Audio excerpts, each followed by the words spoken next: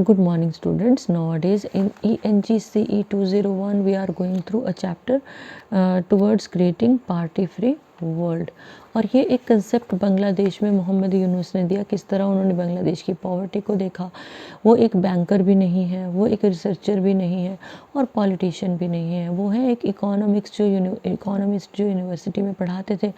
तो एक छोटा सा इंसिडेंट आया इनकी लाइफ में वेयर ही सॉ कि एक लेडी जो है छोटे से अमाउंट के लिए डील कर रही थी एक मनी लेंडर के साथ। तो मनी लेंडर की डील क्या थी कि तुम्हारी जो भी प्रोड्यूस होगी, जो भी तुम मार्केट में बेचने को सामान लाओगी, मैं उसका रेट फिक्स करूँगा और क्या करूँगा, उसने इंटरेस्ट भी उससे हैवी चार्ज किया था। ठीक है, तो वो that was something very wrong. जो इकोनॉमिस्ट को लगा कि ये गलत हो रहा है, so he went to the bank. कुछ नहीं बना, लोगों की हेल्प नहीं हुई, गरीब लोग थे, बैंक लोन देने को तैयार नहीं हुआ। उन्होंने सबसे पहले तो क्या किया, लोगों के जो मनी लेंडर से पैसे लिए थे उन्होंने वो पे किए। ठीक है, उसके बाद उन्होंने क्या किया, उसके बाद उन्होंने बैंक्स में गारंटी देनी शुरू की गरीब लोगों की, कुछ एक गरीब लोगों को पॉवर्टी से निकाला।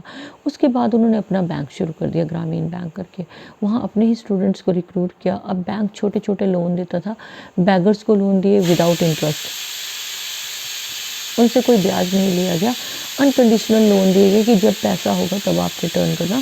तो बैगर्स ने रिटर्न किया।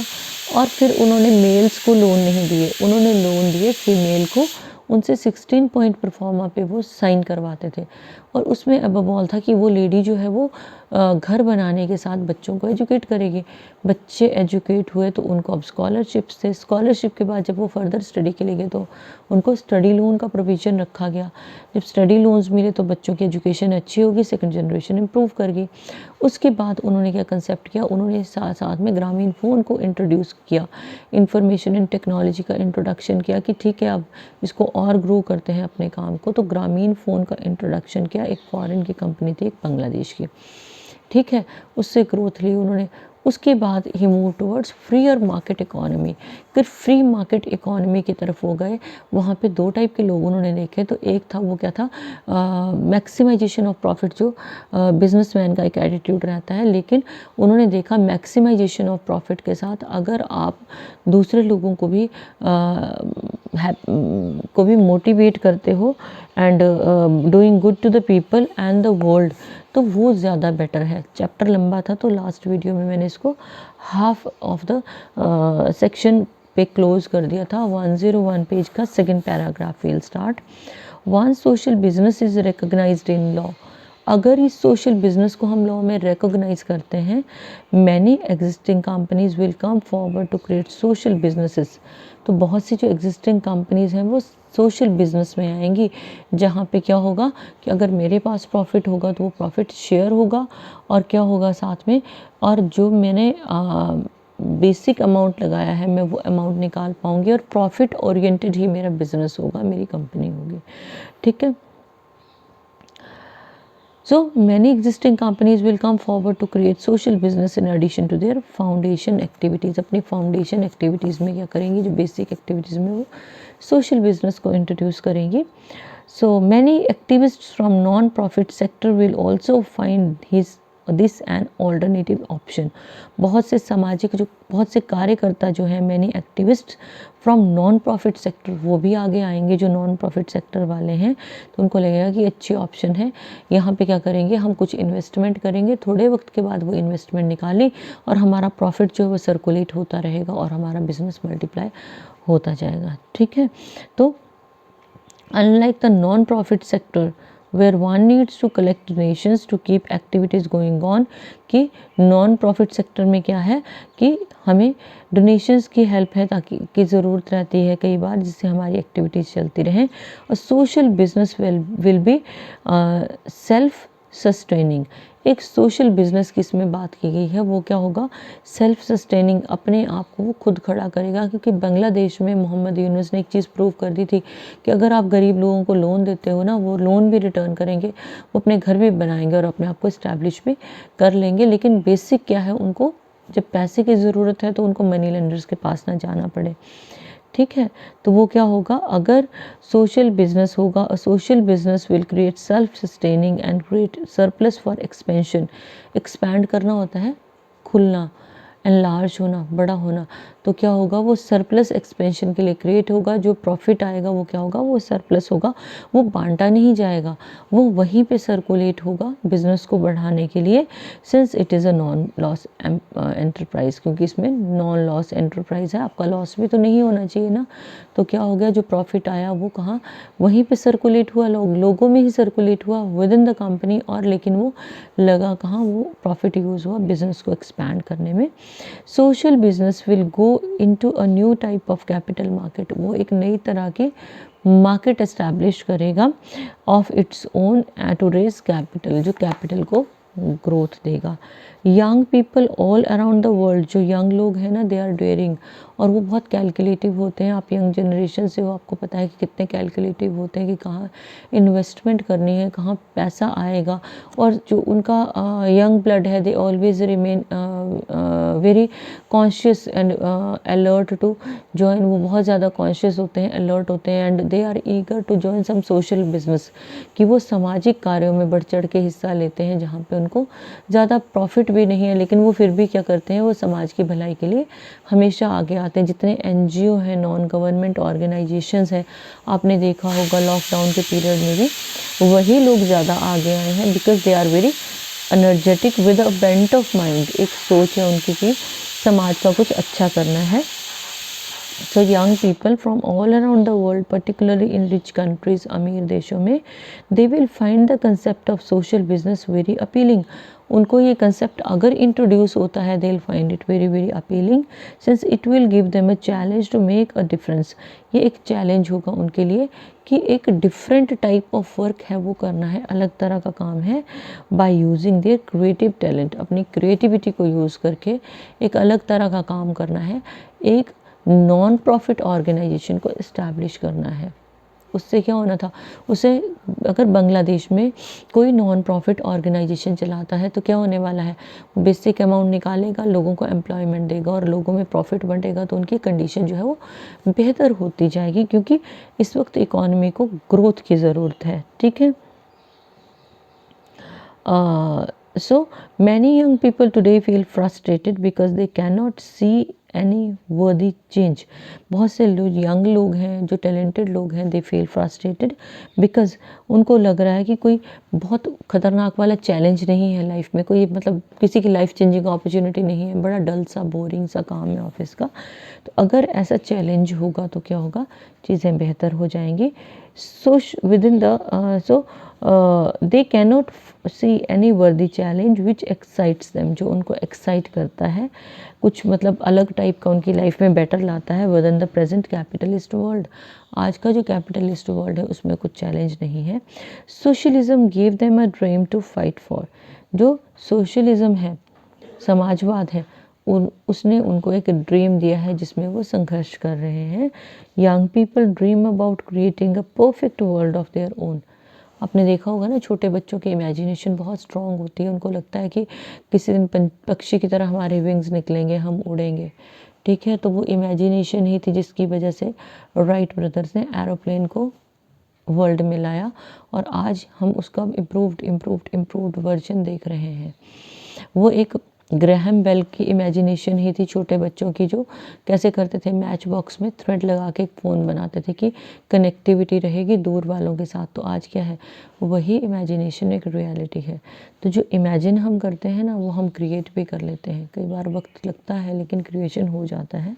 So young people dream about creating a perfect world of their own, एक परफेक्ट वर्ल्ड, एक दुनिया की वो क्रिएशन करना चाहते हैं, बट उनको मौका मिलना चाहिए। ठीक है। Almost all social and economic problems of the world की जितनी भी सामाजिक और आर्थिक प्रॉब्लम्स हैं, समस्याएं हैं दुनिया की, they will be address through the social business. अगर एक हम सामाजिक बिजनेस इंट्रोड्यूस करते हैं ना, तो समस्याएं क्या होंगी, वो सारी एड्रेस हो जाएंगी, वो सामने आएंगी, उनको हम देख पाएंगे।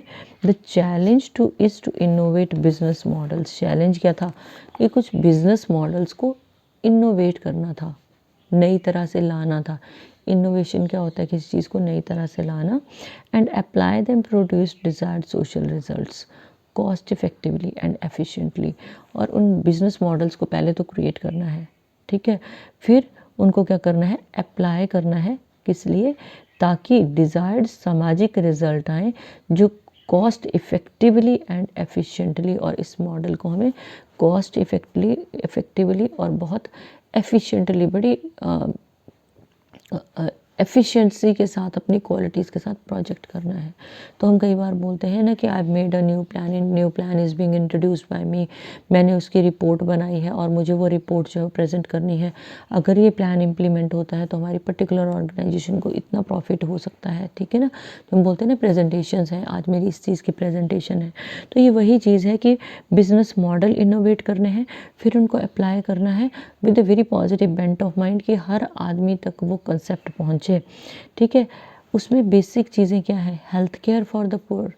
अभी हमने पीछे बात की ना कि 20%, 1/5 ऑफ द पॉपुलेशन को आज भी हेल्थ केयर नहीं मिलती है। Health care for the poor introduce करना है, फिनेंशियल सर्विसेज उनको देनी है ताकि उनकी हालात बेहतर हों, इंफॉर्मेशन टेक्नोलॉजी उन तक पहुंचानी है ताकि वो इन टच रहें और अपना काम वो अच्छी तरह से कर पाएँ, एंड एजुकेशन देनी है, ट्रेन करना है उन लोगों को, मार्केट बनानी है उन लोगों के लिए जहाँ पे वो अपने प्रोड्यूस को या अपनी क्वालिटीज़ को लगा के कुछ पैसा गेन कर सकें। रिन्यूएबल एनर्जी सोर्सेज के ऊपर काम करना है। These are all exciting areas for social business. ये सारे एरियाज़ हैं किसके, सोशल बिजनेस के।